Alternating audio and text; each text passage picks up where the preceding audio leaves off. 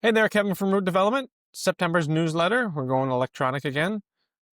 We're doing it actually while I'm driving. I just got back from a conference learning about some of the products that are going to be new and upcoming, and also some of the products that are not any longer going to be allowed to be used in our environment, just because of some possible PFAS or microplastics that may be in some of the filler products.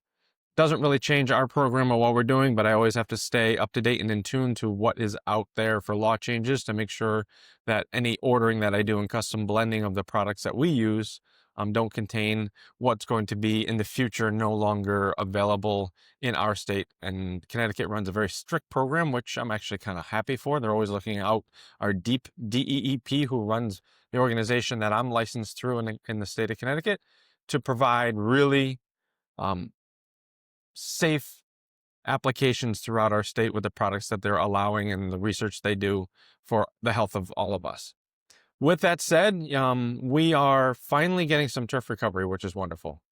Well, we had some rain over the last 5 days. We've had much cooler temperatures in evening time, allowing what rain we did get to really get into the soil, but also it really offers great rehabilitation to our turf when they can have those overnight cool temperatures. The upper 50s is wonderful.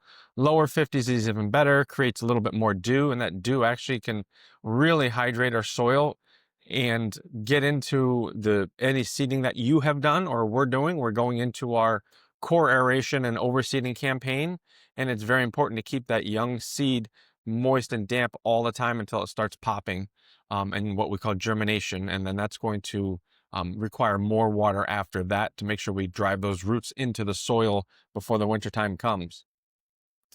If you have taken on our core aeration services, we'll probably be out there in the next 7 to 10 days. Like to have it wrapped up by the middle of September and move back onto our nutritional applications and our tick applications right around the middle of September. That will be application 4, and it will be the final application of tick control. A few other things that we're getting messages about are mole control, which we don't do because people are starting to see mole tunnels, and it's very common to see them as we go later into the season for a couple of reasons. One, they are meat eaters and they're packing on the pounds for a hibernation during the wintertime. The majority of their diet is earthworms. As being meat eaters, they have to find the available food source that's there, and earthworms are really consistent in our soil. So that's their main diet. Why are we seeing them now?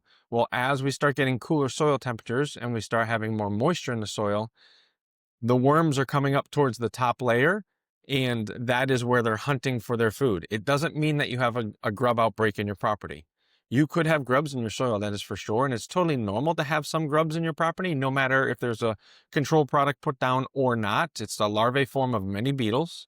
And what we try to do is manage the population of grub control on your property so that there isn't enough grub to cause damage by chewing the roots of your plants.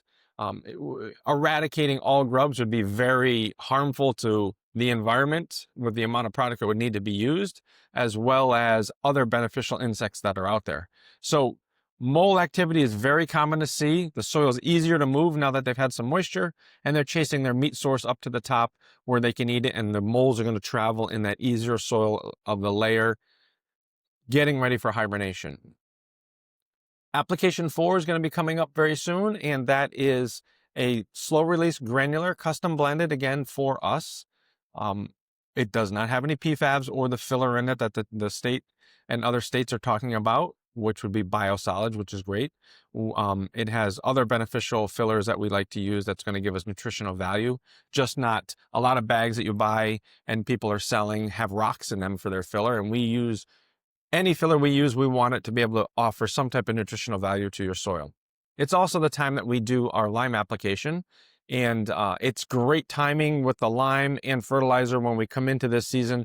The grass is rehabilitating and it's really hungry and wanting to take a lot of those nutrients in. So the lime is going to help with the soil, get that pH. It's not going to change anything radical. It's going to keep it at that consistent level to where your soil is right now, but it's going to allow those microbes in the soil to be a little more active. And then the food source gets into there, gets into the root system. The plant takes it up. Everyone's happy. We're starting the rehabilitation time. So we just got through, and I've talked about it many times, the turf marathon, the summertime, where we really train our grass during the springtime to be very, as we try to push it as hard as we can to be tall, vigorous, nice root system, hydrated well. And then we go into what we had this year. We go through July and August where we're extreme temperatures. We're up at 100 degrees nearly a few days. Then we got into really dry heat where that takes a lot of moisture away from the plant. And the humid days, that can create a lot of diseases. So your turf is kind of going up and down, roller coaster, or like surfing. And right now is the time that we are getting it recovered from the marathon it just went through. No different than if you ran a marathon or a road race, you're going to recover before you get ready for the next sporting event. So fall is the perfect time to get it rehabilitated. We're going to train it again in the springtime to get ready for the upcoming marathon that's going to happen next year. The one thing I can guarantee is that we're going to have another difficult summer next year. It seems very consistent. We're getting warmer and warmer each summer. Our grasses are cool season grasses. Optimally, they don't want to be in temperatures anything more than 86 degrees, maybe 87 and below. We've been consistently 90s up to 100, so our grasses really don't know what to do in those temperatures other than to stress out, go dormant, and some grasses actually can die off from that because of the temperatures are so extremely high. That doesn't mean that we want to be starting to plant warm season grasses in our area. They really don't do that well. They hibernate horribly. They have a long hibernation time of going brown from really end of September, and you don't see them waking up until really almost June where they start turning green again. So you have that brown effect the whole time. With proper mowing, keeping it nice and tall, the food programs that we're putting in there, a lot of the beneficial microorganisms we're putting into the soil, and having any type of hydration that you can offer to it really is helping the turf get through those difficult times. So next month, we'll talk a little bit more of really what lime does and how that's going to be beneficial to your program and the soil that's out there. If you have any questions about anything happening or you see something weird in your turf, the best way to get a hold of us is honestly email.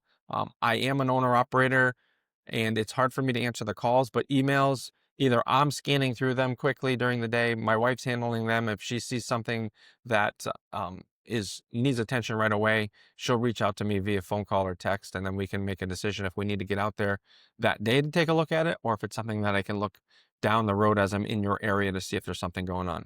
We thank you very much for you entrusting us in your turf nutrition.